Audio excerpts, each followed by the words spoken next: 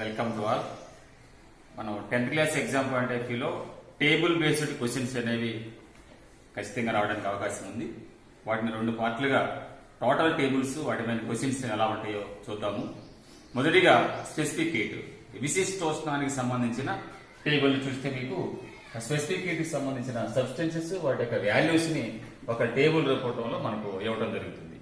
ఈ టేబుల్ పైన ఎలాంటి క్వశ్చన్స్ కొన్ని అడగొచ్చో చూద్దాం. మొదటిగా చూసినట్లయితే right the SI unit of specific heat, అంటే విశిష్టోష్ణానికి ఎస్ఐ పద్ధతిలో ప్రమాణాలు ఏంటి అనే ప్రశ్న రావచ్చు.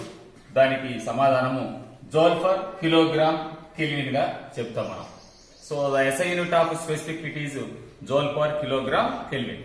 అలాగే రెండో ప్రశ్న చూసినట్లయితే which material is sustainable suitable for the cooking vessel, అంటే ఇచ్చిన పదార్థాలలో ఏ పదార్థంతో తయారు చేసిన పాత్రలను వంట పాత్రలుగా వినియోగిస్తారు, కుకింగ్ వెసల్ గా ఏ పదార్థాలు సూటబుల్ గా ఉంటాయి అనేది అడగొచ్చు. కాపర్ ఎందుకు అన్నప్పుడు కాపర్ రైట్ ఆన్సర్. ఎందుకంటే కాపర్ కు హై ఉన్న వాటిలో స్పెసిఫిక్ హీట్ తక్కువగా ఉంటుంది. అంటే మనం జనరల్ గా అల్యూమినియం పాత్రలు ఉపయోగిస్తాము, స్టీల్ వాడతాము, వాటిలో కాపర్ కు మరి స్పెసిఫిక్ హీట్ తక్కువగా ఉండటం వల్ల దాన్ని వినియోగించడము జరుగుతుంది. అలాగే arrange the substances in ascending order. కొన్ని మెటీరియల్స్ ఇచ్చేటప్పుడు మనకు ఆ మెటీరియల్స్ ను అసెండింగ్ ఆర్డర్ కానీ డిసెండింగ్ ఆర్డర్ కానీ, అంటే స్పెసిఫిక్ హీట్ పెరిగే క్రమము, స్పెసిఫిక్ హీట్ తగ్గే క్రమము, విశిష్టోష్ణము పెరిగే క్రమము, విశిష్టోష్ణము తగ్గే క్రమంలో అమర్చండి అని అడగొచ్చు. ఇచ్చిన నాటిలో ఆలోచనట్లయితే lead, copper, iron and water. Because ఇచ్చిన టేబుల్లో water has more specific heat అని మనందరికీ తెలుసు కాబట్టి ఇది మనం అసెండింగ్ ఆర్డర్ గా చెప్పుకుంటాం. అలానే లాస్ట్ గా ఇదే టేబుల్ నుంచి అడిగే ప్రశ్న చూస్తే write the specific heat of formula, విశిష్టోష్ణానికి ఫార్ములా ఏంటి అని అడగొచ్చు. దాని ఫార్ములా S = Q/m∆T చెప్తాం. సో విశిష్టోష్ణానికి ప్రిన్సిపల్ సూత్రం ఏంటి అంటే S = Q/m∆T. ఇలాగా టేబుల్ పైన క్వశ్చన్స్ అడిగే అవకాశం ఉంది కనుక ప్రతి టేబుల్ ని కూడా మనం నేర్చుకోవాల్సిన అవసరం. టేబుల్ ని మనం చూసినట్లయితే యాసిడ్ బేసిస్, ఆమ్ల క్షారాల నుంచి టేబుల్ అడిగే అవకాశం ఉంది. అంటే కొన్ని రకాల యాసిడ్స్ బేసిస్. ఇప్పుడు ఈ ఎగ్జాంపుల్ ఈ టేబుల్లో మనకి HCl, CH3COH, NaOH and NH4OH అనే కొన్ని కెమికల్ కాంపౌండ్స్ ని ఇచ్చారు. దీని మీద ఎలాంటి క్వశ్చన్స్ అడిగే అవకాశం ఉంది అన్నప్పుడు from the above table which one has strong acid. ఇచ్చిన టేబుల్లో ఇచ్చిన కాంపౌండ్స్ లో సొల్యూషన్స్ లో బలమైన ఆమ్లం ఏంటి, స్ట్రాంగ్ యాసిడ్ ఏంటి అనే ప్రశ్న రావచ్చు. ఇక్కడ ఉన్న వాటిలో HCl మనం చెప్తాము, hydrochloric acid is strong acid. అలాగే ఇచ్చినటువంటి కాంపౌండ్స్ ని టెస్ట్ చేయడం అనేది ఉంది మనకు. అంటే యాసిడ్స్ ఎవరు, బేస్ ఎవరు అని అడుగుతూ టెస్ట్ కూడా ఉంటుంది. ఇక్కడ మనం స్ట్రాంగ్ యాసిడ్ HCl చెప్పాము. Which one example for the base, అంటే ఇచ్చిన టేబుల్లో ఒక క్షారానికి ఉదాహరణ తెలపండి. ఇక్కడ ఇచ్చిన టేబుల్లో మన సోడియం హైడ్రాక్సైడ్, అమ్మోనియం హైడ్రాక్సైడ్ రెండు ఉన్నాయి. రెండింటిలో ఏది రాసినా రైట్ ఆన్సర్ అవుతుంది. ఇక్కడ సోడియం హైడ్రాక్సైడ్ మనం తీసుకున్నాం. అలానే యాసిడ్స్ బేసిస్ పరీక్షలో ఇక్కడ మనకు లిట్మస్ పేపర్ తో అడగచ్చు, మిథైల్ ఆరెంజ్ అడగచ్చు, ఫెనాప్థలిన్ అడగచ్చు. ఇక్కడ చూసినట్లయితే ప్రశ్న CH3COH colour with methyl orange solution అన్నది. అంటే acetic acid the, acetic acid weak acid అని మనకు తెలుసు. ఇప్పుడు ఇది మిథైల్ ఆరెంజ్ తోటి, యాసిడ్స్ అనేది మిథైల్ ఆరెంజ్ తోటి ఏ కలర్ ఉంటాయనేది ప్రశ్న రెడ్ కలర్ మనం చూస్తా ఉన్నాం. అదే ఇక్కడ బేస్ ఇచ్చినట్లయితే మిథైల్ ఆరెంజ్ ఎల్లో కలర్ గా రావడం చూసేవారు. ఇకపోతే నాలుగో ప్రశ్న ammonium hydroxide colour with phenolphthalein solution. So phenolphthalein indicator colourless and ammonium hydroxide is weak base, బలహీన క్షారం. సో క్షారాలు అనేవి ఫినాప్థలిన్ తో కలిసినప్పుడు పింక్ కలర్ అనగా గులాబీ రంగు వస్తుంది. ఇలాగా litmus paper, methyl orange, phenolphthalein టెస్టులతోటి టేబుల్ మీద క్వశ్చన్స్ వస్తాయి. అలాగే ఇచ్చినటువంటి వాటిలో ఆమ్లాలు ఎవరు, క్షారాలు ఎవరు, యాసిడ్ అండ్ బేస్ ఎవరు, అలాగే బలమైన ఆమ్లము, బలహీన ఆమ్లము, strong acid and weak acid, ఇలాంటి ప్రశ్నలు రావడానికి అవకాశం ఉంది. ఇది నెక్స్ట్ టేబుల్ క్వశ్చన్ చూసినట్లయితే రిఫ్రాక్టివ్ ఇండెక్స్, కాంతి వక్రీభవన గుణకాల మీద మనకి టేబుల్ ఉంది కనుక దాని మీద క్వశ్చన్స్ అడగవచ్చు. ఇప్పుడు ఈ టేబుల్ చూస్తే రిఫ్రాక్టివ్ ఇండెక్స్ సంబంధించిన air, water, kerosene, rock salt and diamond వాటికి సంబంధించిన రిఫ్రాక్టివ్ ఇండెక్స్ వాల్యూస్ ఇవ్వడం జరిగింది. దీనిపైన మనకు అడిగే క్వశ్చన్స్ ఎలా ఉంటాయో చూస్తే మొదటిది write the formula of refractive index. వక్రీభవన గుణకానికి ఫార్ములా ఏంటి అనేది ప్రశ్న. దీనికి answer N = C/B. And second question ఇచ్చిన మెటీరియల్స్ లో రిఫ్రాక్టివ్ ఇండెక్స్ ఎక్కువ ఉండటము తక్కువ ఉండటము తెలుసు మనకి. కాబట్టి రిఫ్రాక్టివ్ ఇండెక్స్ పెరిగే క్రమం కానీ తగ్గే క్రమం కానీ అడగచ్చు. So write the or arrange the materials in ascending or descending order of the refractive index అని చెప్తాడు. కనుక ఇచ్చిన వాటిలో చూస్తే మనకు air, water, kerosene, rock salt and diamond. అంటే ఇచ్చిన వాటిలో వాటర్ కి తక్కువ రిఫ్రాక్టివ్ ఇండెక్స్ ఉంది అండ్ డైమండ్ కు ఎక్కువ రిఫ్రాక్టివ్ ఇండెక్స్ ఉంది. కాబట్టి మనం అలా పెరిగే క్రమంలో రాయటం జరిగింది. అలాగే థర్డ్ క్వశ్చన్ చూస్తే the least velocity of light material from the above.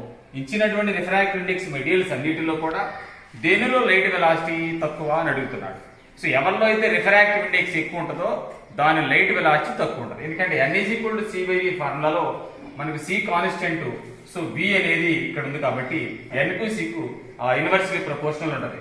If velocity of light more in material the refractive index is minimum ఉంటుంది. కనుక వెలాసిటీ ఆఫ్ లైట్ ఇక్కడ ఎక్కువ తక్కువ చెప్పాలన్నప్పుడు ఈ డైమండ్ లో రిఫ్రాక్టివ్ ఇండెక్స్ ఎక్కువ.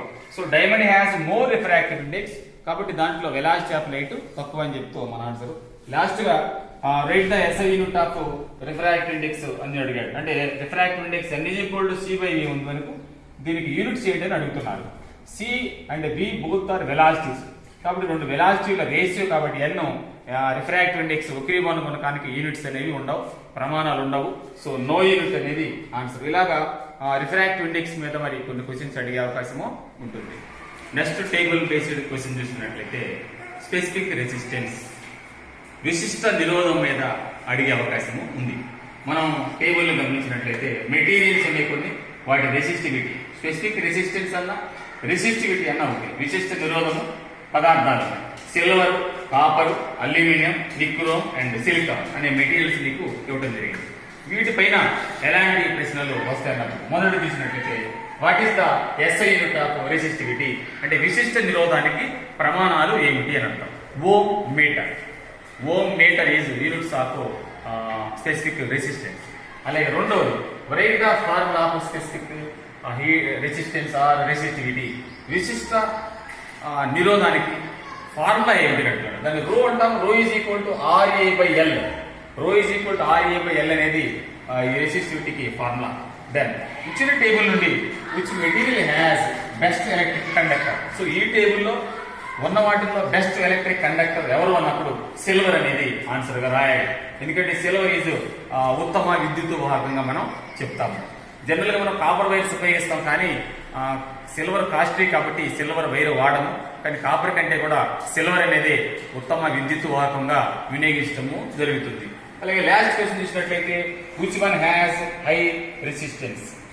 ఇచ్చిన టేబుల్లో అధిక నిరోధం ఉన్నటువంటి పదార్థం ఏమిటి అని. సో ఇక్కడ నిక్రోమ్ అనేది ఉంది మనకు. సిల్వర్, కాపర్, అల్యూమినియం, సిలికాన్ ఇవన్నీ కూడా సింగిల్ మెటల్స్. కానీ ఈ నిక్రోమ్ చూసినట్లయితే ఇట్ ఈస్ ఎలాయ్, మిశ్రమ లోహమని. సో నిక్రోమ్ కి హై రెసిస్టెన్స్ ఉంటుంది, అధిక నిరోధం ఉంటుంది. అందుకని మనము electrical devices, electrical heater, electrical cooker, iron box లో మరి నిక్రోమ్ వైర్ను ఉపయోగిస్తున్నారంటే కారణము నిక్రోమ్ హ్యాస్ మోర్ రెసిస్టెన్స్, అధిక నిరోధం ఉంది కాబట్టి మరి నిక్రోమ్ ను మనము ఆ పరికరాలలో వినియోగించడము జరుగుతూ ఉంటుంది. హైడ్రోకార్బన్స్ పైన ఎలాంటి టేబుల్ బేస్డ్ క్వశ్చన్ వచ్చిందో మనం చూద్దాము. కొన్ని ఇక్కడ మనకు ఆల్కేన్, ఆల్కీన్ అండ్ ఆల్కైన్, అలాగే వాటికి ఎగ్జాంపుల్స్ గా కొన్ని ఇవ్వడం జరిగింది. ఆల్కీన్ కి మనం CH4, C2H6, ఆల్కీన్ లో C2H4 అండ్ C4H10, ఆల్కైన్ లో C2H2, C4H6 ఇచ్చారు. దీని మీద క్వశ్చన్స్ అడుగుతున్నారు. ఏమడిగారు? మొదటి క్వశ్చన్ చూస్తే write the general formula of ఆల్కైన్. ఆల్కైన్ అంటే మూడింట్లో కూడా ప్రతిదానికి జనరల్ ఫార్ములా అడిగే అవకాశం ఉంది. మొదటి చూస్తే CnH2n-2 ఇక్కడ ఆల్కైన్ జనరల్ ఫార్ములా.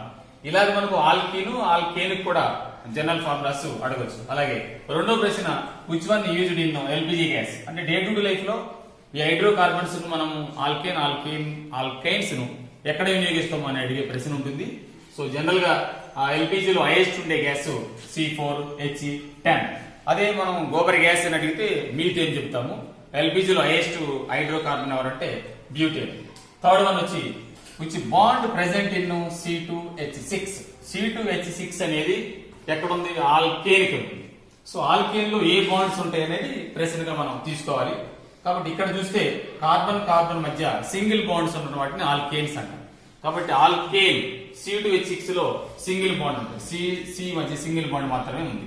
అలాగే 4వ ప్రశ్న చూసినట్లయితే give the example for triple bond hydrocarbons. అంటే ఇచ్చిన వాటిల్లో ట్రిపుల్ బాండ్ ఉన్న హైడ్రోకార్బన్ ఎవరు అని చూస్తే C2H2 అలాగే C4H6 ఇవి రెండింటిలో కూడా మనకి హైడ్రోకార్బన్స్ లో ట్రిపుల్ బాండ్ ఉంటుంది.